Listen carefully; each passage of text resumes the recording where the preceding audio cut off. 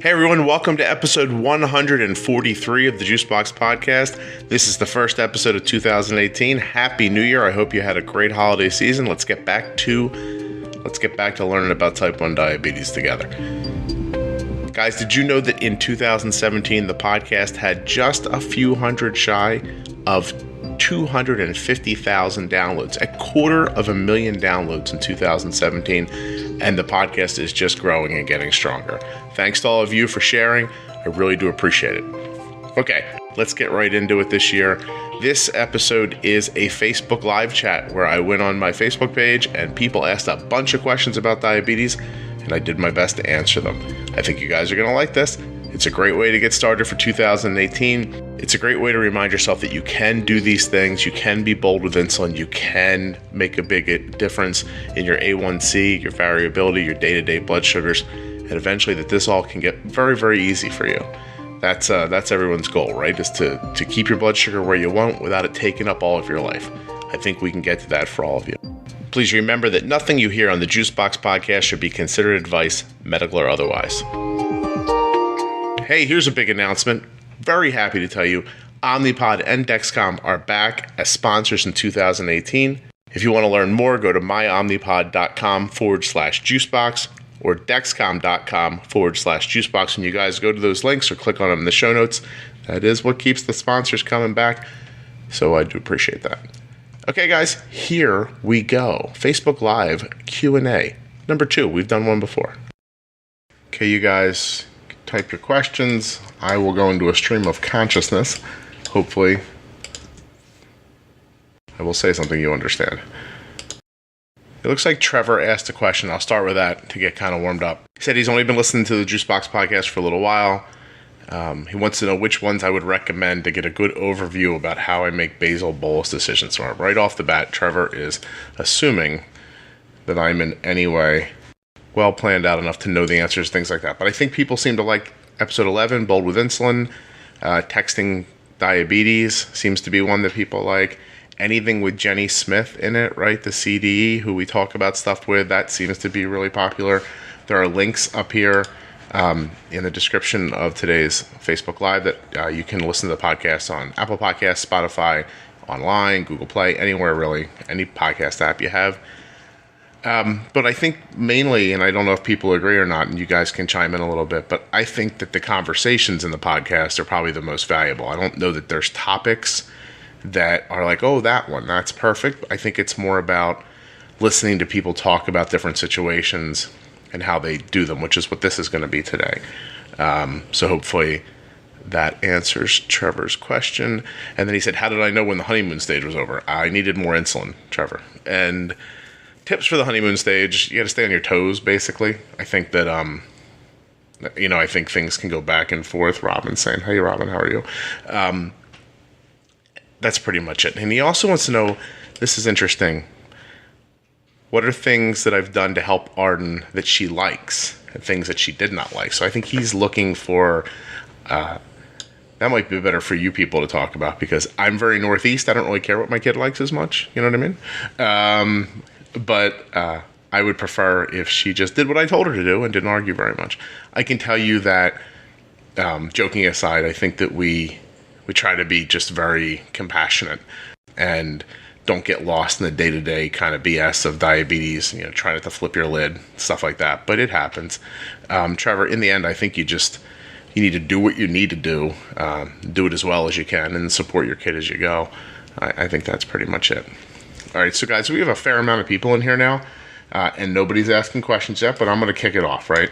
So I think that one of the keys to managing type 1 diabetes is to understand the limitations of the insulin. And by limitations, I mean, how quickly does it start to work? Does it peak? When does it peak? You need to understand what it's going to do, not just what it's supposed to do, not this just sort of bland idea that, oh, I'll put the insulin in and my blood sugar won't go up. You need to really understand it for yourself because I think that most of managing type 1, and those of you who are here and are going to come back, and listen to this later, you guys are here because you're probably seeing peaks and valleys that you don't understand, highs and lows. And I think there are simple ways to kind of maintain a stable most of the time, right? Thank you, Sarah, for asking your questions. Way bailed me out. How do we handle spikes that come 2 hours after a high-fat meal that can seem to last forever, like restaurant food? That doesn't happen to me, Sarah. It's not going to happen to you anymore anyway. So do you have a pump and do you have a CGM? We do. So that's pretty much how I deal with things. My goal to how to handle a spike is to never let the spike happen. And I think that's manageable in a few ways. So first of all, you have to pre-bolus the insulin. The insulin needs to begin working before the food does. So, and Sarah has an Omnipod and Dexcom. So do we, and this is going to be simple. The point is what I was just talking about, the timing of the insulin, how the insulin works. You have to understand that when you put your insulin in, does it start working right away? Does it, take a little bit of time? Is it 15 minutes? Is it 20 minutes? Is it half an hour? Are you starting with an elevated blood sugar already, or are you not? And so that you can handle these situations just the way you want to, right? So I'll talk about it the way I do it with Arden, which is depending on the situation. Let's just pick a number. Let's say Arden's blood sugar was 120 and it was 11:30 and she was going to eat at 12 o'clock. Probably around 11:40, 11:45, I would decide how much insulin is Arden going to need for this whole meal. And let's say it's 10 units. Well, I want to give her enough to turn the 120 into an 80 by the time she starts eating. So I'd like to see 80 kind of diagonal down when the food starts. It's because the food's going to hit her pretty quick most of the time, right? And so I want to see a drifting down blood sugar with some active insulin. And then when the food hits and starts to grab, hopefully the rest of the insulin kicks in while the food's trying to help. And then you get into this sort of tug of war. And this tug of war, you have to try to imagine it like a real tug of war with a flag in the middle of the rope, and the carbs are on one side and the insulin's on the other side. And you don't want either of them to win. You don't even want one of them to get a head start. So the pulling of the carbs and the pulling of the insulin need to start at the same time, sort of have the same power going through, and give up at the same time. And I'm going to tell you that if you go on my blog, you'll see like real representations of that, like breakfasts with all kinds of foods that you wouldn't expect, where Arden's blood sugar never goes over 110 because the insulin's timed against the food. Even when she started to graze, we just added a little more. Now, you say, well, isn't that going to cause a low later? If she never peaks, then right, Sarah, in your mind, you give this insulin, the peak happens, and then you end up low later. You must have had too much insulin, but that's not the case. You may have had the right amount of insulin. You might have had a little too much, but you might have had the right amount of insulin and it was timed wrong. So once her stomach empties and the insulin's still behind, now it's on a free fall, right? Because now the insulin's pulling against nothing. There's nothing resisting the insulin on the other side. This whole thing is just about lining up the pulling of the insulin and the carbs at the same time. I don't want to say it's simple, but once you figure it out, it is sort of simple. Does that answer your question? If she gets low later, then I would say, in my mind, it's a simple concept. I would rather stop a falling blood sugar or a low blood sugar than I would fight with a high one. Like, I would much rather have to give a juice box for a 75 diagonal down 2 hours after a meal than be staring at a 300 and just not know what to do. Do I need more insulin? Should I wait? Waiting turns into 5 hours. Sarah, you know what I'm talking about. So as we talk here, you're going to hear the little things that I do that kind of bring that all together. Wen says, we are having a really tough time with managing highs at night. It seems like the food is hitting her 3 or 4 hours after she sleeps. Wen, what if I said, how old is she? Is she growing? And are you getting up and bolusing at night? Because that is necessary sometimes. See, I think that's another thing to really remember, which is that none of this is going to be like a light switch situation, right? We're not going to ever be in a situation where I just do 15 carbs in 15 minutes and blah, blah, blah, and it all just works. I'm sorry I didn't shave, by the way. I'm starting to realize I should have shaved. It doesn't... Oh, up every hour. Hold on a second. It doesn't always work. Like when saying when you might get 3 months where it sucks, and you're up more than you're used to being. Especially when you're coming away from a little kid. Sometimes the little kids, before they start growing and everything, it's a little easier, But as they start growing, it could get more difficult. It sounds like to me if she's high, then you need more basal overnight. And so that gets to something let's go say this first. Nothing that I say here is advice, and you should not take anything I say as advice. Talk to a doctor, but as long as we're chatting. Real simple concept.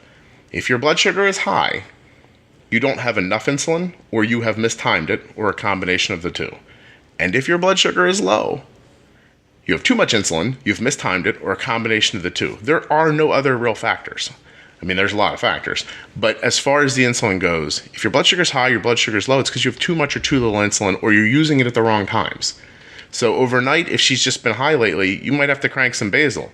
Pick a percentage and get going and see what works and keep trying. And sleep during the day while you're driving and things like that. Sarah, hey Scott, thank you for guiding us on your journey. Oh, please. You've given us great info. Looking forward to your podcast. Thank you, Sarah. The podcast is getting more and more popular as things go, and it really warms my heart. You guys sharing it is a huge thing because I am not capable of getting it out there the way I need to. Wen had her basal up, but then she was crashing her 4 or 5. That's fun. So the basal is going to be like the boluses. When you gotta, if she's getting high at 11 p.m., you can't start cranking the basal up at 11. You maybe have to do it an hour sooner to stop the high. And the same thing is you got to get out of that basal rate in enough time to stop the low. It's what you're talking about is timing, and there are going to be other things. I mean, I don't want anyone to misunderstand. Arden has to drink juice in the middle of the night sometimes. I have to change basals and boluses. I bolus overnight. It's not perfect, but it is this effort that you have to give. It doesn't stop because you're asleep or you're tired or it's Christmas or like anything like that. Like that's what sucks about it is this effort is constant. Some nights you get these great nights, just like some days you see a blood sugar that doesn't move all day long. I always just think that Dexcom's wrong though, and I test. But, some days it goes good and some days it doesn't. Try to nap a little bit. Get your husband to help you a little more. Don't get too exhausted because that'll really kick your butt. Okay, Justin said, before we started listening to the podcast, A1C was 8.2. After listening, 6.7. Justin was on the podcast, too. I don't remember if Justin's been posted yet, but if you haven't heard Justin on the podcast, you will at some point. Monica, how do I split for foods that I know we'll hit later? I am so good at this, Monica, so I'm glad you asked. Arden, this year for lunch, this is going to apply to you, Monica. Just hold tight for a second. At lunch at school, Arden needs to pre-bolus at 11:20 a.m. But she's still in class when that happens. She doesn't actually start eating till like 11:40. It's 20 minutes later. Hold on, Paola. We'll talk about breakfast in a minute. And so let's say Arden's blood sugar is 80 at 11:20. I still need to pre-bolus, even though if I give her 11 units that she needs for lunch, she'll be dead by 11:40. So I can't do that.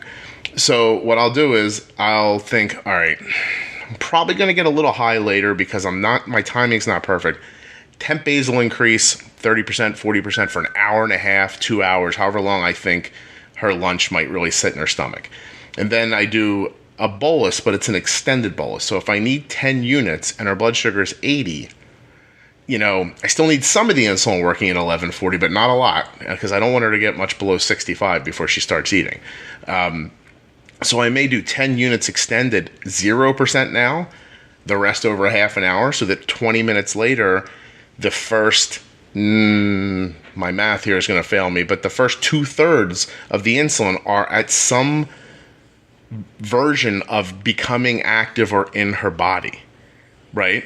And so that way when she sits and eats, maybe her blood sugar is still 70 on the Dexcom, but there's insulin that's happening. So that food doesn't get a head start. Now, I might have missed a little bit because I couldn't be as heavy-handed as I wanted because she wasn't going to be in class, but I've also added temp basal. And I can always text her and say, hey, you know what? Cancel the extended bolus and let's bolus the rest of it right now. Let's get it all in right now. You're just talking about timing. In a real-world situation that's not quite at school,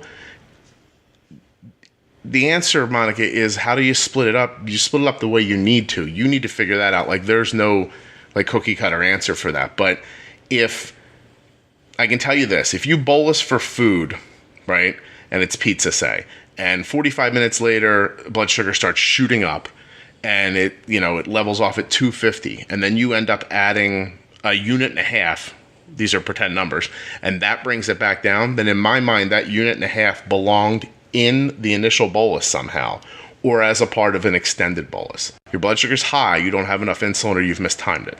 Robin says that Justin's blood sugar, or A1C, went from 7.1 to 6.0 in 3 months. She's saying thank you. I'm sure, Robin, you did all the work. You just took these silly things that I'm saying, these little things. And let me rattle a couple off, and then I'm going to look at some. The first one, you have to be bold with your insulin. You absolutely cannot be meek. You do have to respect it, but you can't be scared of it. Fear is going to kill you. If you're afraid of insulin, you're never going to get these things straight. Again, like I said at the beginning, you have to understand the limitations of the insulin and how it works. Here's a big one.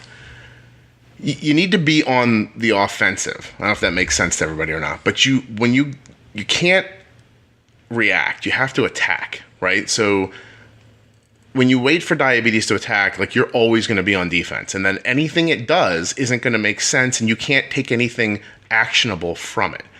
You really, really, really need to not think of things that go right or wrong as things that go right or wrong. They're just data coming back to you. It's the simple formula. I did this. This happened. I wish this would have happened. Next time I'm going to do this. And if you make a move, if you punch first, then you'll know that what happened, you affected.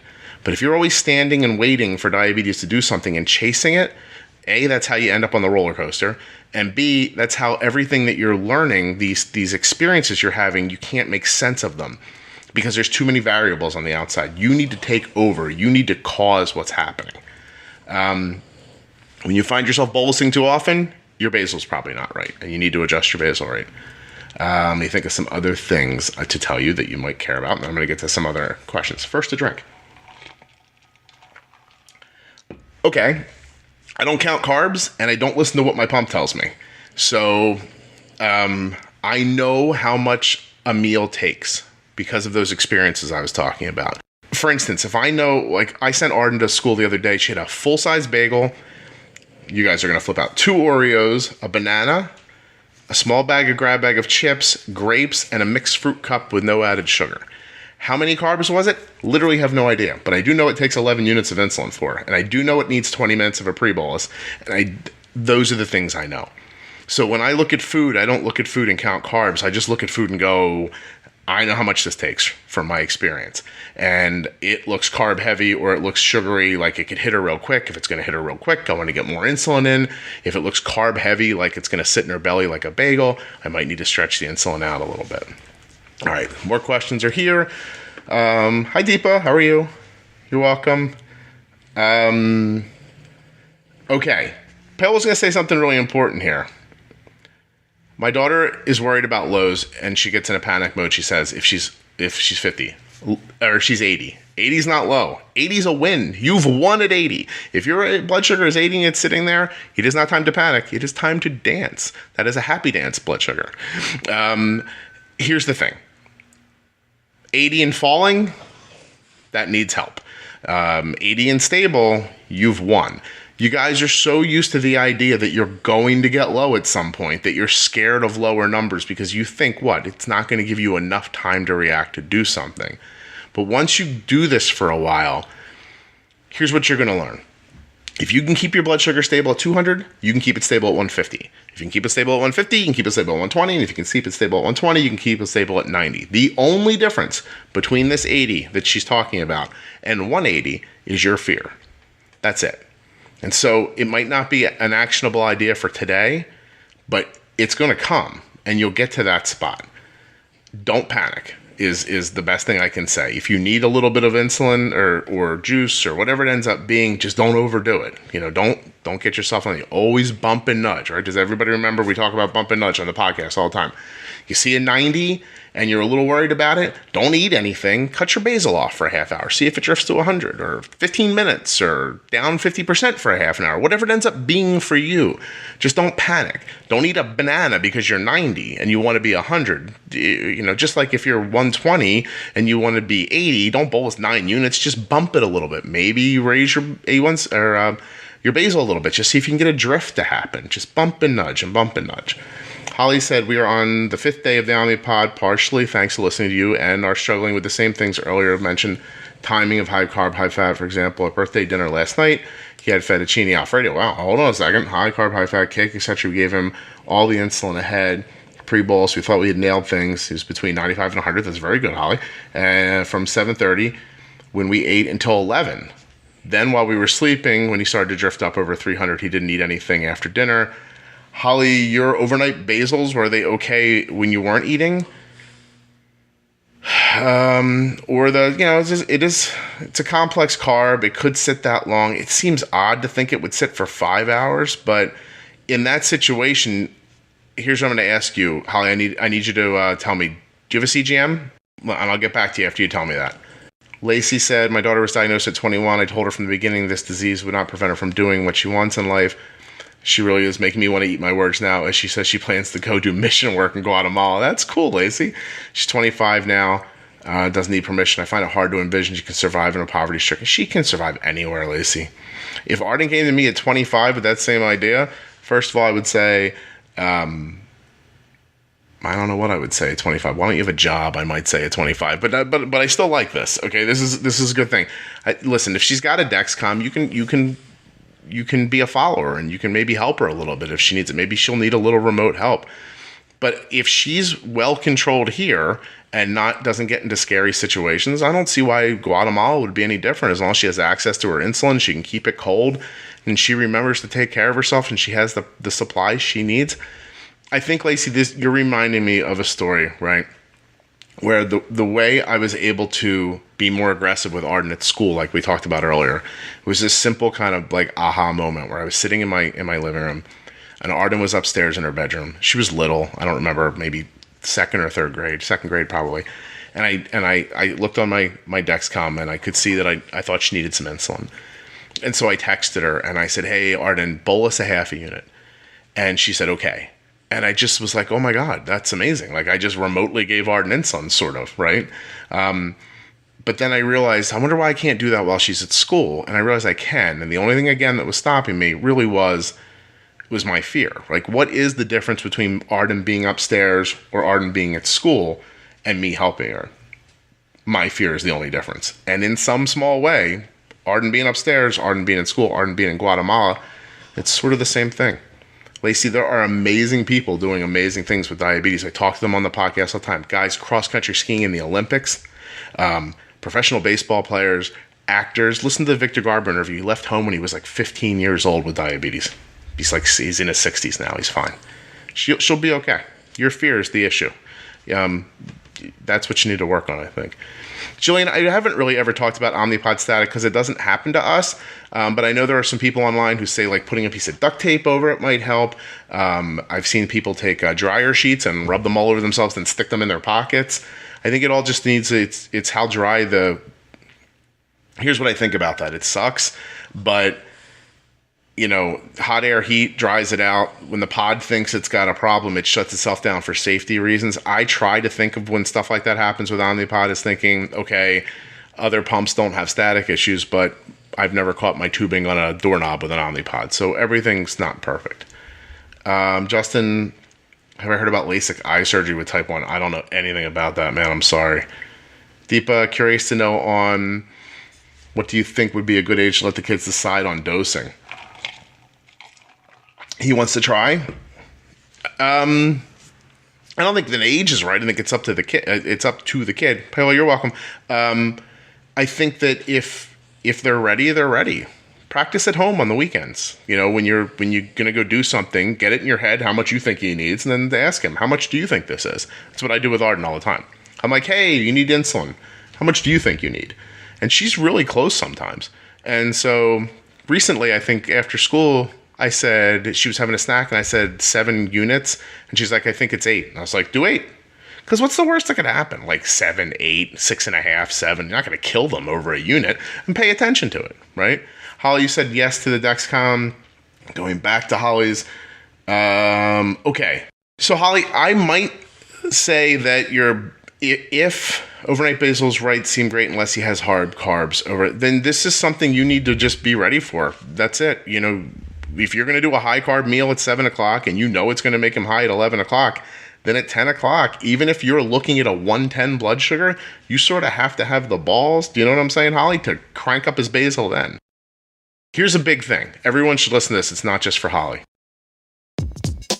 We're going to start today with our longest sponsor, Omnipod. There's two different situations here. Maybe you're a pumper already and you want to change to the tubeless insulin pump that everyone loves, Omnipod. Maybe you're doing the injections and you need to get on a pump. Those are probably your two situations here. If you are those people, I have such a deal for you. You're going to go to myomnipod.com/juicebox, put in just the tiniest bit of information about yourself, and Omnipod is going to send you a free, no obligation demo pod. Now, let's go over the important parts of this. It's free and there's no obligation. It's going to come to your house where you can try it. You can wear it and see what you think. You can put it on your child and see what they think and get a real good feeling for it. Leave it on for a few days. When you wear the Omnipod, what you're going to find is that you almost don't even know it's on. I just wore a demo pod recently, and to be honest, I completely forgot that I was wearing it. Now, once you've done this, you've done the demo, and you think to yourself, hey, I want to do more. You just keep in contact with Omnipod, and they're going to help you get started, if that's what you want. And if that's not what you want, whatevs. Nobody's going to pressure you. Don't use the Omnipod if you don't want to. Be like that. Don't have tubeless insulin pumps. Have a big tubed insulin pump with tubing wrapping all around your face like spaghetti. Or keep using injections if that's what you like. But at least you're going to know that this is what the Omnipod is. And maybe this is what I want. Try the demo today by going to myomnipod.com/juicebox or click on the link in your show notes. You're just never going to know until you try.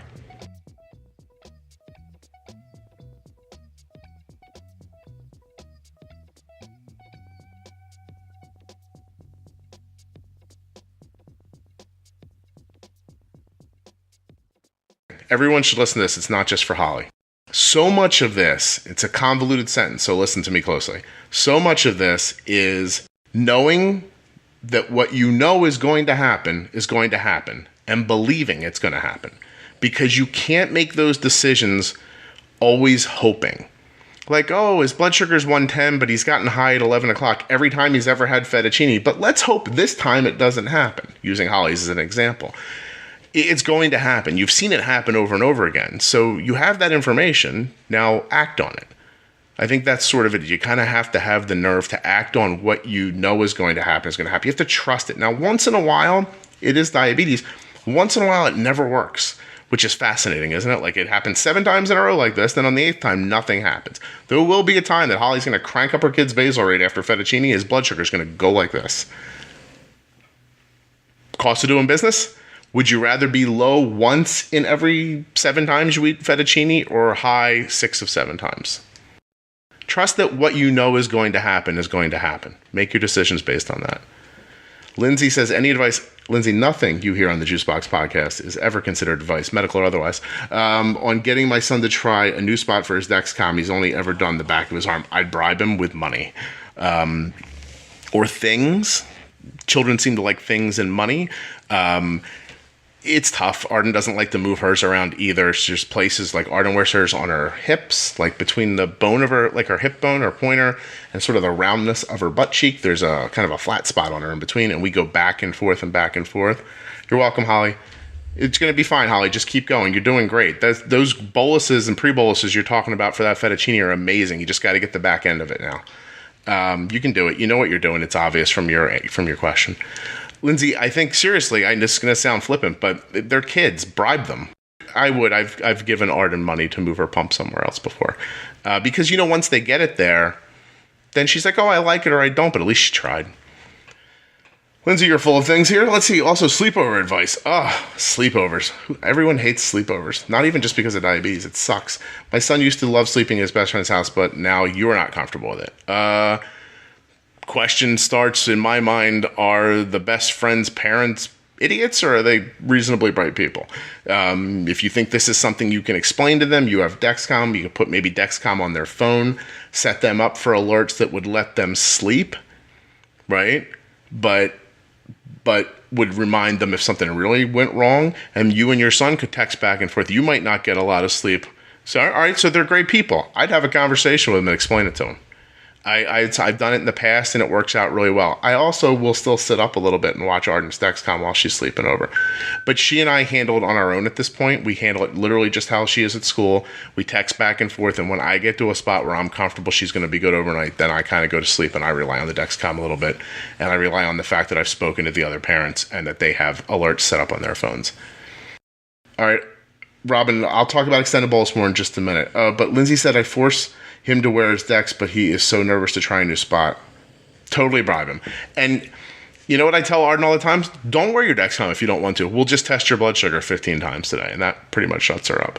And Lindsay, no one wakes up to alerts. That's why you have to sit up. You got to find something on the Hulu or the Netflix that you love while the kid's at the sleepover, and you chill out and power through about 7 episodes of something, keeping the kid alive with your phone. Monica, I calibrate when it asks me to calibrate, and that's it. Or if I see that it's incredibly off, but the arrow's not moving. If that does happen every once in a while. Anybody ever have one of those days where you're like, you're welcome, Lindsay, where you're like, oh my God, this is great. Her blood sugar's been 95 for 7 hours. I never trust that. I always test that.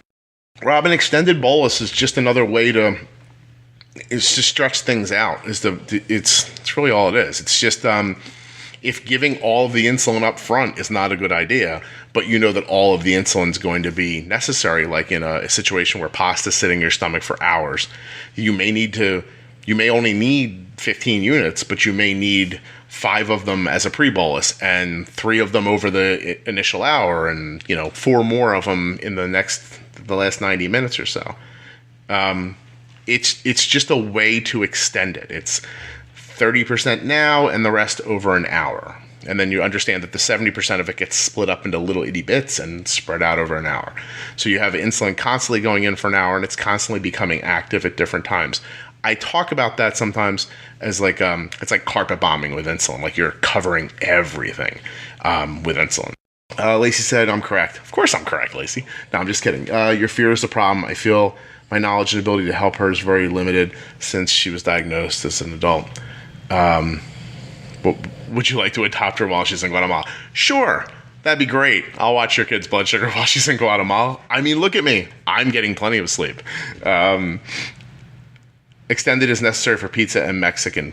Jason, absolutely, man. Mexican, listen, I am completely proud of, and I almost did it earlier, then I stopped myself, but on my blog, which now that there's podcasts, I don't know if people even care about blogs anymore, but I have 2 blog posts that I think you guys should look at. And one of them is called, sorry, I'm clicking while we're talking, The Anatomy of a High Carb Breakfast. Okay. You should definitely look at this one because it's got like visual helpy in it. And there's another one about Chinese food. Where is it? Oh, here it is. You too can bolus for Chinese takeout. It's all about the timing of the insulin. Right amount at the right time. That's all it is. All of this is the right amount at the right time. All right, let me see what else I got over here for you while you guys are thinking of other stuff to say. Oh, the weekends. Anything you want to test is always better to test on the weekend because you're home, right? So if you are nervous about pre-bolusing at school, practice it on the weekend. Make a school lunch for lunch on the weekend and pre-bolus it on Saturday. And if you get close but not quite right, look at your kid and go, hey, tough luck, you're going to have this again tomorrow because mommy is going to try again. Because it takes away variables. And the more variables you can take away while you're trying to learn how to do something, the more you can trust that the data you're getting back is doing what it's doing for reasons you kind of assume are right. Seriously, you have to learn how much time your insulin takes to work. It's going to affect how you use bolus and basal. And just keep this in mind too. I was interviewing somebody one time about artificial pancreas, and it turns out that a lot of the insulin that artificial pancreas uses is actually basal. And that's fascinating because it doesn't bolus as much as we do. But what can the artificial pancreas do that we can't do? It can't imagine the future. But if you have a Dexcom, you sort of can imagine the future. I hear people talk all the time about the 2-hour warm-up period. It's the scariest time. I used to think that. I don't think that anymore. Because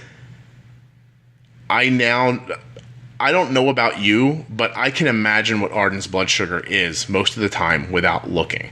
And that's because I've had enough experience. And one day you'll have enough experience too. And during that 2-hour window, you'll actually see on one of those links I shared, I think it was the Chinese link, that during Chinese food, Arden's pump or Dexcom needed to be restarted. And so I was blind for 2 hours. And you'll see that during Chinese food, her blood sugar was still like 110 afterwards. I think I only tested once during that read thing. It's because I knew it. I had done it before. I knew what was going to happen. I trusted that what I knew was going to happen was going to happen. Okay. Here we go. I didn't scroll. Jason, you don't extend pizza anymore. Oh, no kidding. So the pizza takes that long to hit you, and then you just put all the insulin in at once. That's fantastic. See, there's something. Jason's figured something out. He doesn't need the insulin for the pizza when he starts. He needs it an hour later. That's going to be different for everybody, but it's a fascinating example of after enough experiences, you'll figure it out. Monica, do I use correction formulas anymore? Oh, like my pump says my blood sugar is 150. You use this much insulin? No, never. I don't look to my pump for ideas. I couldn't tell you what Arden's insulin to carb ratio is. I'm a little aware of what her basal rates are. When I see her get high for a few days in a row and I can't find a reason why, if I see like looks like she's gained some weight or she's growing, I just bump her basal rate, however much it occurs to me. Usually I do 30%, but that's just what I found works. And the same with corrections and things like that. If Arden's blood sugar is 200, and it's, been 3 hours since she ate, then there's an amount of insulin I think that would take. But it had been 2 hours since she ate.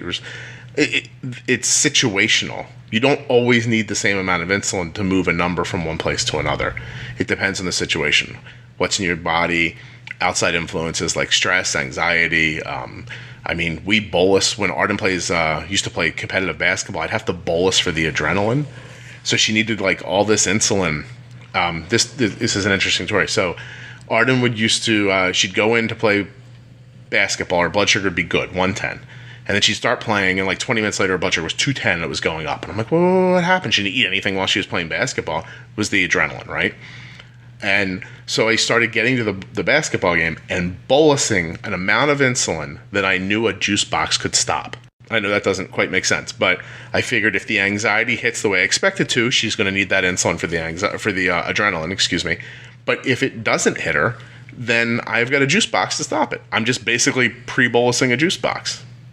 Somebody told me once that was incredibly helpful information to have, so I've now shared it with you, Monica. My daughter is such a super slow, picky eater. When you could trade her in for other children, probably. I pre-bolus, but I can't always give a full amount since I don't know how much she'll eat. So I start with 20 carbs and wait till she finishes to give the rest. It is frustrating, but that's a great way to handle it. You are basically doing a manual extended bolus. Some now, some later, some now. Let me ask you a question though. Does she usually finish the food? Or is it your anxiety that she's not going to finish the food? Which is it there? Hey Kelly, has Arden hit crazy girl emotional puberty and kind of refused to deal with I don't get life isn't fair and I hate diabetes from Arden. I just sort of get like a death stare. Like sometimes I look at Arden and I think one day she's going to make some lucky guy really unhappy. But so I get what you're saying, right? So I don't know. Like if that happens to me where she just blatantly says no, it's a tough call. Like it really is. Like I know some people say just let them ride it out, and some people would tell you I'm not going to let her blood sugar jump all over like this. I would probably say I would probably eventually do what I gave someone advice to do one time, and they told me that it worked for them. So there was a person who told me about something similar one time, and I said if I was you, I would just pull them aside and be really brutally honest with them and say, look, the way you feel about diabetes, I gotta tell you, I feel that way too. This is incredibly frustrating, and I understand that you don't want to be involved in it as much, but this really is the situation. We are going to need to get past this, but for now, mommy or daddy, I'm going to help you. I'm going to get more involved. I'm going to cover the parts you can't handle. But you can't give up on me. We have to do it together. You got to realize that I feel the same way about this as you do, that we're in this fight together. I'm gonna pick up a little more of it for you right now because I think that I think that you need it, but we're going to get you back to a spot where you can take care of it, more the way we were. In the end, I just think it's, I hear some people say, well, my kid does it all the time. But if you listen to the interviews that I do on the podcast, people who are like in their 20s, adults who can remember being 14 and 12 and 11 with diabetes, I have never once heard someone say, hey, my parents were like, you go get it all by yourself. It'll be fine. And it really worked out well. Most of the time, this is a lifelong disease. It is difficult. And I don't understand flopping it onto a kid. It's weird. So the way I do it is I do things with Arden, and I think one day she's going to take a little more. I just feel like it's a really slow handoff. Hopefully getting her into high school where I'm assuming she just won't want me involved that much, and maybe that'll help her take over a little more. And when your kid usually doesn't finish, okay, well then that's what you know. Then instead of looking at the plate and saying, oh my God, if she finishes this, it's all this insulin, why don't you just pre-bolus and bolus for the amount you know she's going to finish, like reasonably know she's going to finish, and then if she should eat more, then add more. So plan for success on less food, not the plate, and then readdress if you have to. Again, that link I put in for the breakfast thing, it shows how Arden had this sleepover one night and all the kids came in and they wanted French toast. There was like fresh fruit and French toast, and I forget all that was there. It was so much stuff. And I just had to keep like adding a little bit and adding a little bit. It was timing still, but based on moments that she ate. Maybe you just have to think, I know it's such a pain in the butt. You just want to sit down and eat dinner. That sucks. I'm sorry. We're about 2/3 of the way through this episode, and there's still a lot of great questions coming up. But for a moment, I want to tell you about something that some of you know about, but some of you don't know about. It's continuous glucose monitoring with Dexcom. Now, this turns out to be one of those things that everyone in the know knows about right away. You say Dexcom, and they have these warm thoughts of being able to see blood sugars and how fast they're moving and understanding trends better. More importantly, you find out, hey, my blood sugar's about to leave the zone I want it to be in, and I can bump and nudge. You're hearing us talk about this today, bumping and nudging and making these tiny little decisions that are based on the information that comes back from Arden's Dexcom continuous glucose monitor. Most of what I do, I couldn't do without that information coming from Arden's Dexcom. There's no way around it. Today, while I was editing this episode, I was watching Arden's blood sugar while she was at school. And we are right at 85 most of the morning. And all of a sudden, she started to drift a little lower. And I didn't have to panic because I could see. Sure, she's going a little lower than I want her to, but it's not happening quickly. So the first thing I did, I cut back her basal insulin. And it held. Beautiful, right? And now we're 5 minutes away from giving Arden her insulin for lunch, and her blood sugar is 92. She didn't have to eat a whole bunch of food this morning to stop a falling blood sugar. I just knew in time. I said, okay, this is what's about to happen. I'll just restrict your insulin here a little bit. Everything's going to be okay. And it was. There's just a small example of what Dexcom can do for you. And I was able to see it on my Follow app because Dexcom Share and Follow is available for Android and iPhone. So Arden's phone shares her information and my phone follows it. I see her blood sugar in real time. I've now spoken past the music, but let me just tell you this. Go to dexcom.com/juicebox. You will not be disappointed. There's also links in your show notes. All right, let's get back to it. I'm going to ask the first question to get us going again. Do you find yourself accepting blood sugar levels that are higher than you want because of your fear of insulin? If you do, a lot of people do, but really, really, really, really try to stop yourself from doing that. First of all, if you have a Dexcom, high and low thresholds, it's important. You gotta take your high threshold and push it down. I know people are gonna be like, oh, but it alarms all the time. But I swear to you, if you start doing these things we're talking about here, it won't alarm as much. And you can't think of it as this alarm that told you did something wrong. You have to think of it as a warning system. I don't want to know when the tornado's here. I want to know a half an hour before the tornado's here so I can hide. On Arden CGM, hers alarms at 1:30 as her high. But on my side, it alarms at 1:20. So you never are 120 straight up. And that doesn't happen to us. But if I'm 120 diagonal up, a little bump brings it right back again. If I didn't know until 150, then it would take more insulin. Then I'd have to be harder. Then by the time the insulin started working, she'd be more than like 200. Then it would sit there. It wouldn't be enough. Then you got to put more insulin in, and that's how you end up low. That's how this concept comes into play.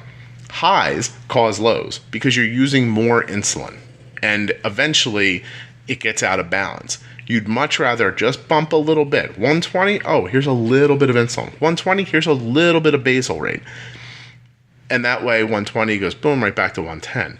If you wait until 200 or 250, you are now bolusing like a lunatic, and you will get low later. It takes less effort to bump and nudge than it does to ignore. So you think you're giving yourself this time off from diabetes by not being alarmed until it's 200 or 250 or whatever, but all you're doing is creating 3 hours later where you're going to be thinking nothing but about this high blood sugar. I'd rather know every couple of hours, bump, bump, bump, than be steeped in it for 3 hours. I think that's just really important. And I think also what's important is the way to accomplish that is to trust yourself. You have to really believe, when I said it earlier, but you really have to believe that what you've learned from past diabetes experiences is true. And that's it. Just, expect it. All right, what else we got? Anybody else asking questions? Oh, you're welcome, Wen. The emotional girl puberty thing is killing me. Most people say, Kelly, that they grow out of that by the time they're like, 27.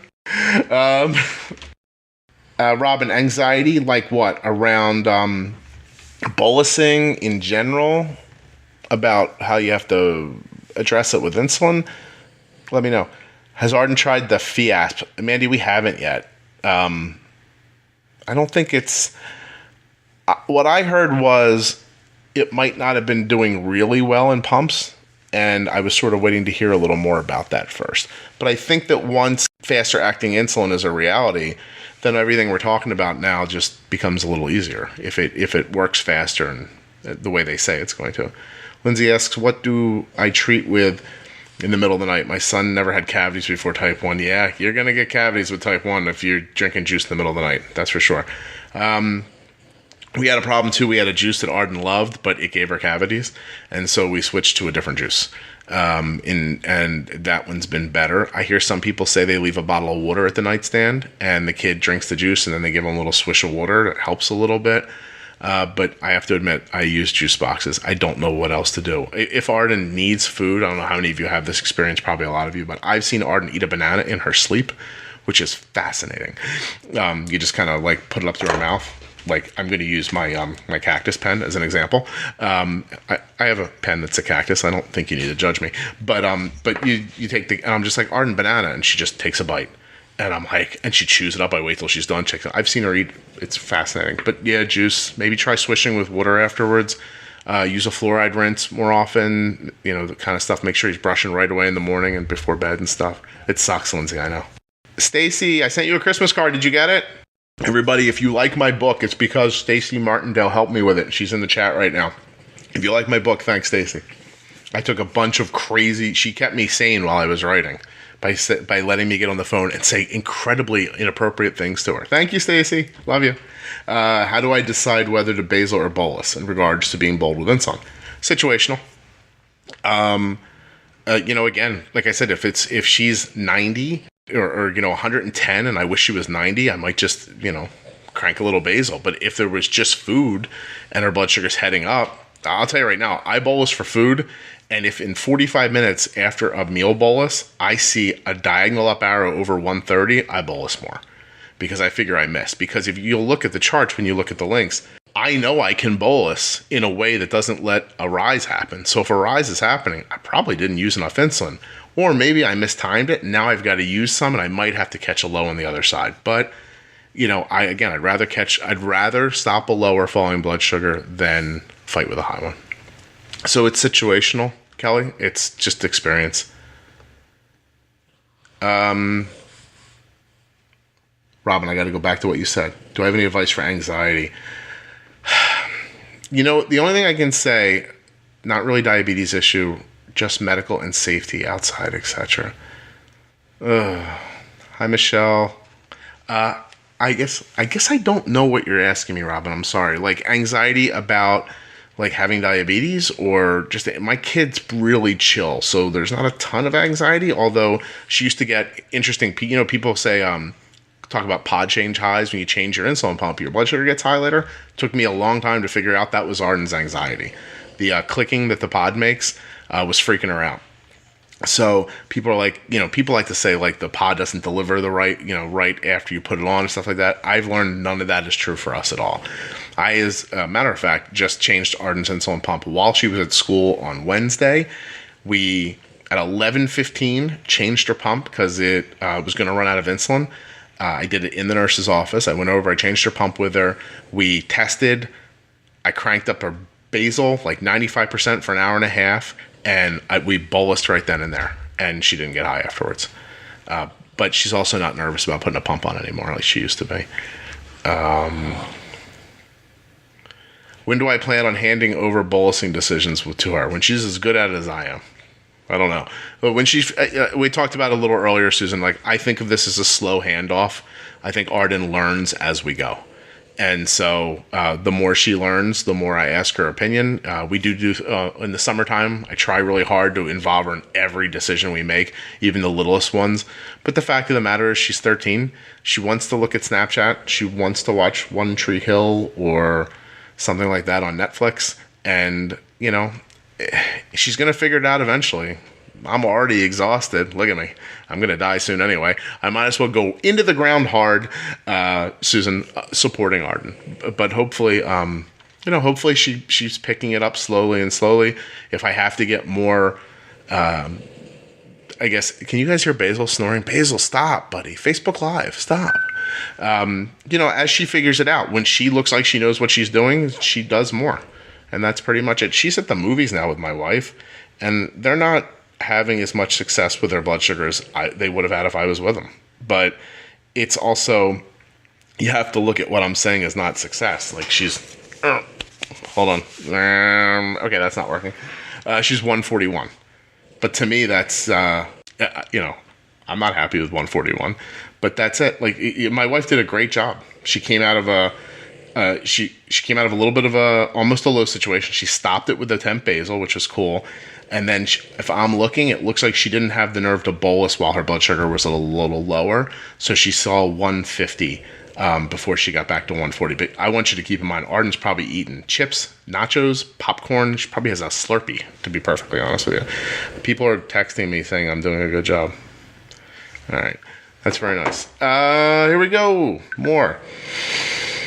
How long do I wait before giving more insulin to stop the arrow? Always listen when listens to the podcast. Stop the arrow. If you have a Dexcom, stop the arrow. You're always trying to stop the arrow. If the arrow goes like this, stop it. If it's going like this, stop it. You don't want to crush it. You want to stop it. It's bumping and nudging. How long do I wait? She's saying if in 15 minutes the first bolus didn't stop it, then how would you wait or immediately give more? When I would 100% trust your gut. That's what I do. I don't have a formula. I'm so sorry. I just think not enough. Too much. I really don't think about the math of it at all. I'm so sorry. Blood sugar's high more. Blood sugar's low less. Pill 141 is great. It is. But I'm telling you, I could have done better. But they're doing great. They're having a lot of fun. There's no anxiety. They're out seeing Pitch Perfect 3, which I don't know how they got to 3 of those movies, but they did. I did enjoy the first one. But see, Pill, what you're saying is really, it's great because it's going to lead me into this. It's a very childish statement I'm going to make that I find to be true. More often than not, you get what you expect. So expect a blood sugar of 110, you'll get it because your expectation will let you see that arrow and go, ooh, no, right? Like, but if you expect that 150 is not that bad, then you'll watch that 110 arrow and go, 120, 130, 140. Then you get into that, I don't know how old everybody is in here, but then you get into that, you guys know that game from, Bob Barker, long microphone, Price is Right.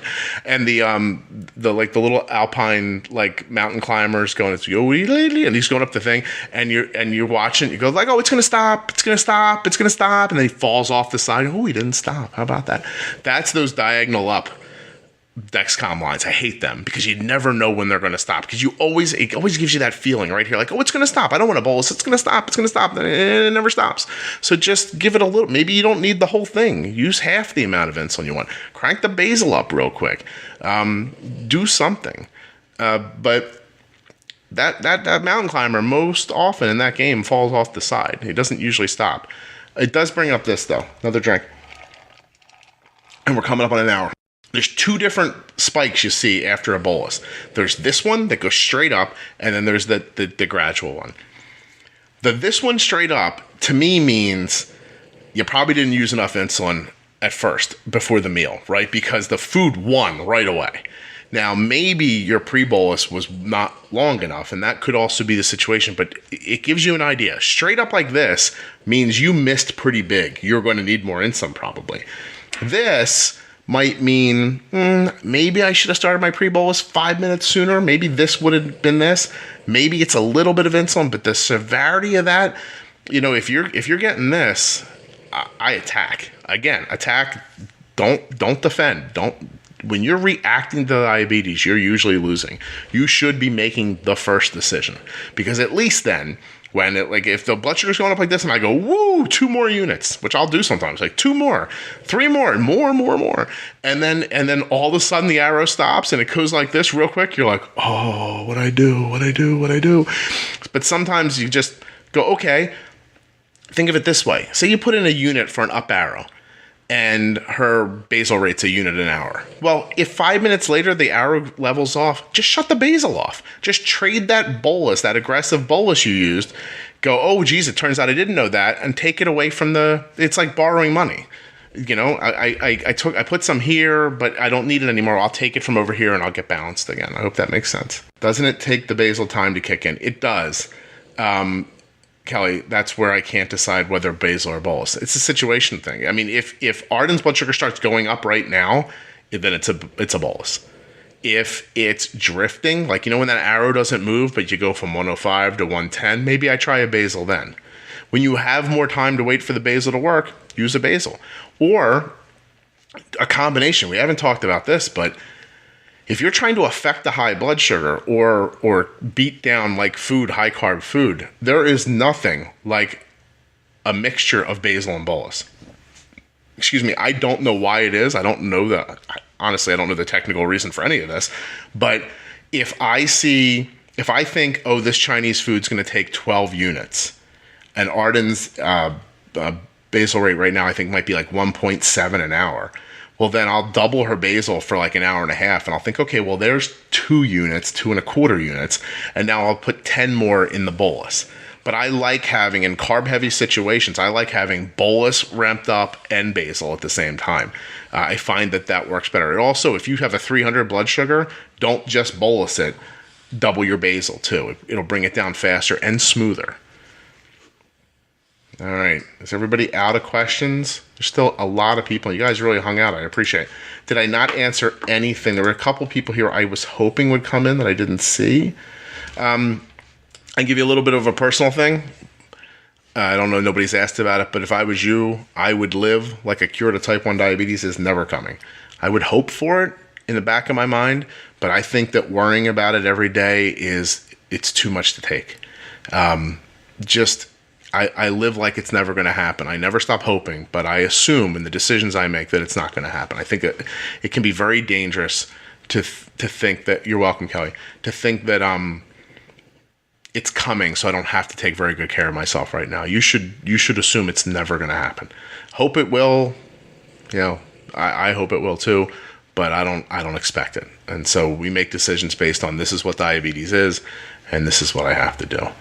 All right, let's go over a couple of things. Insulin is like fire. Respect it. Don't be afraid of it. You got to be bold. You have to be bold with insulin. You have to be. There is a reason people emailed me and said, please make bold with insulin t-shirts, because it is a mantra. You got to keep it in your head.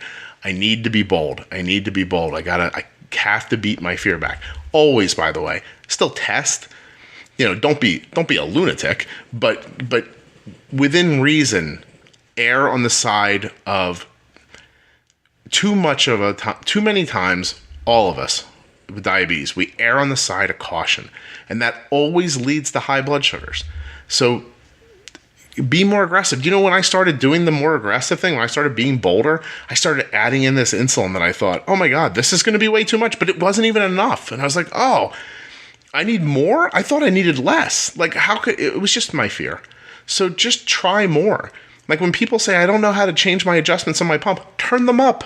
Use more. Try. You're not going to get, if your basal rate is 1 an hour and you go to 1.2, you're not killing anybody over that. You might just get low and go, oh, that was too much. But you're probably not going to. It's not that much more insulin. Just try. You have to try things, please. Don't wait to go to your endo, although endos are great. Happy holidays, Robin. Happy holidays, everybody. Merry Christmas. Happy New Year. Guys excited, right? I don't know what I'm getting. I'll tell you what I got, Kelly, though. A woman goes to sleep at night. Her body turns into a furnace. And then she puts the air conditioner on, and it almost kills all of us. So I've bought this giant ceiling fan that the reviews I say tell me are going to literally blow us down into the bed. And hopefully that will keep her cold. I will still freeze, but the children will be saved. So really. How long before I correct, Jason? When I think I screwed up. That's it. I really, as soon as I think, oh God, I did this wrong, I put in more. Because like I said, if a Juicebox is a great example. You can always use the amount of Juicebox takes, and if you're wrong, if you use the insulin, you didn't need it, it's like pre-bolusing the Juicebox. If you're right, you win.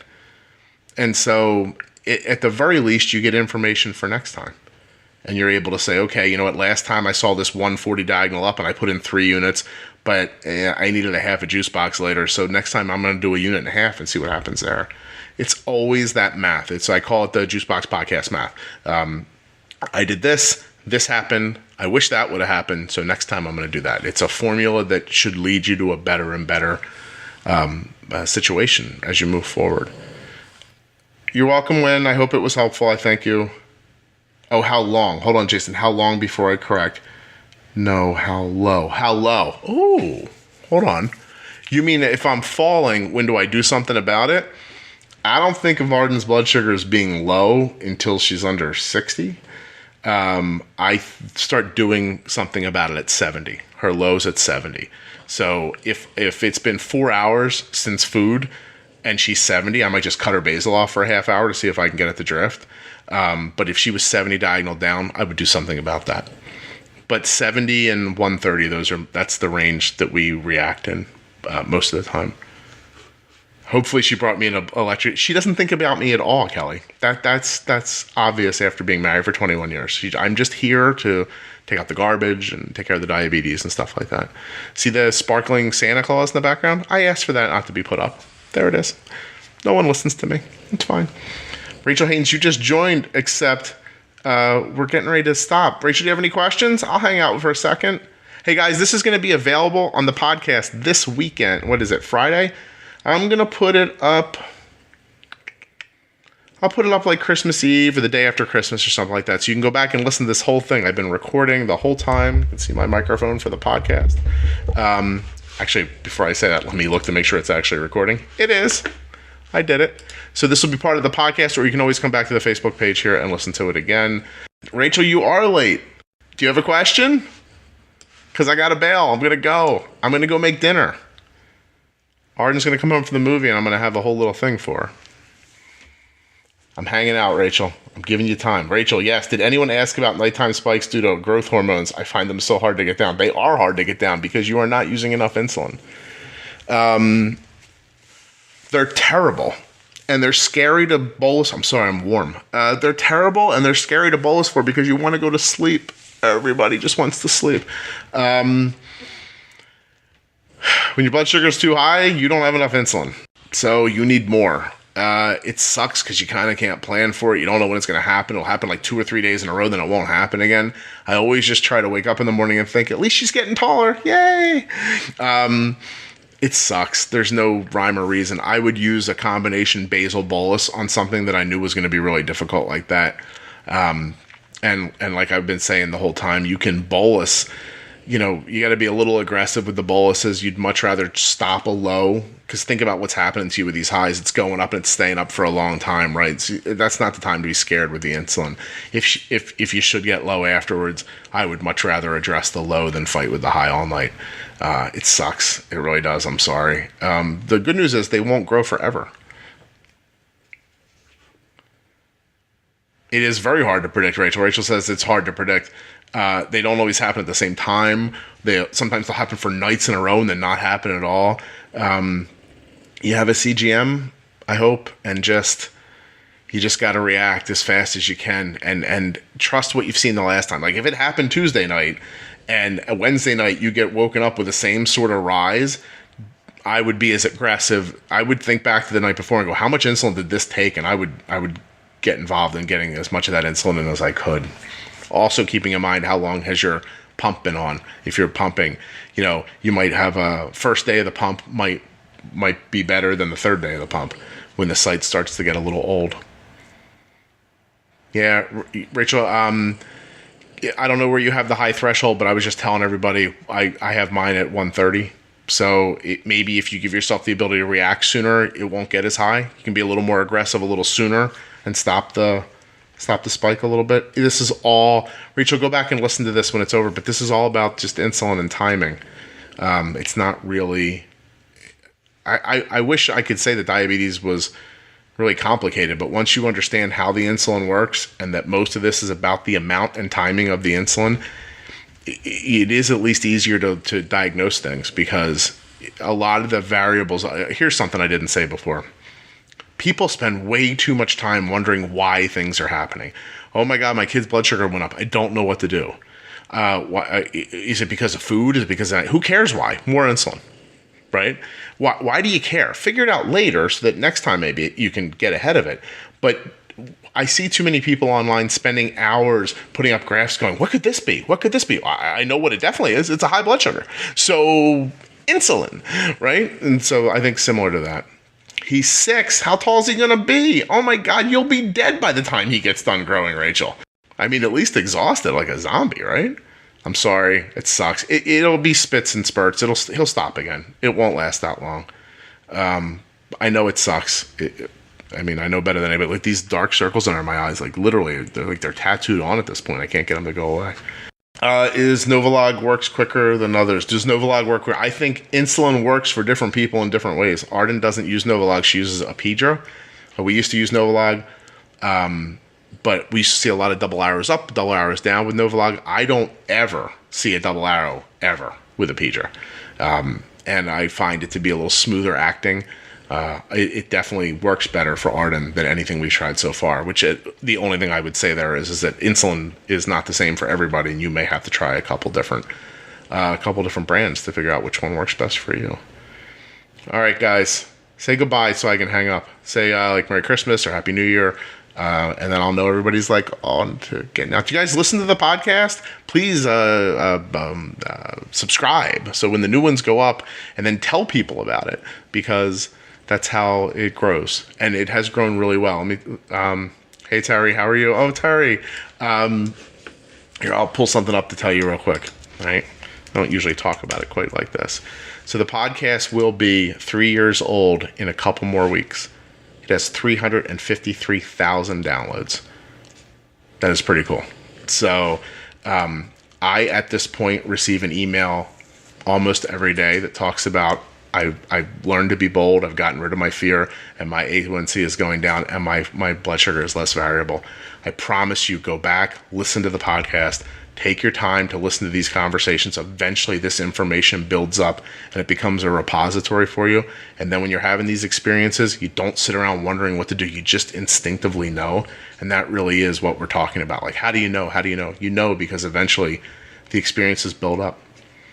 So, all right, guys, I love you guys all. I love that you guys are being so bold. Merry Christmas to everybody. Happy New Year. Happy Hanukkah, if you were doing the Hanukkah thing, which I think is over or almost over.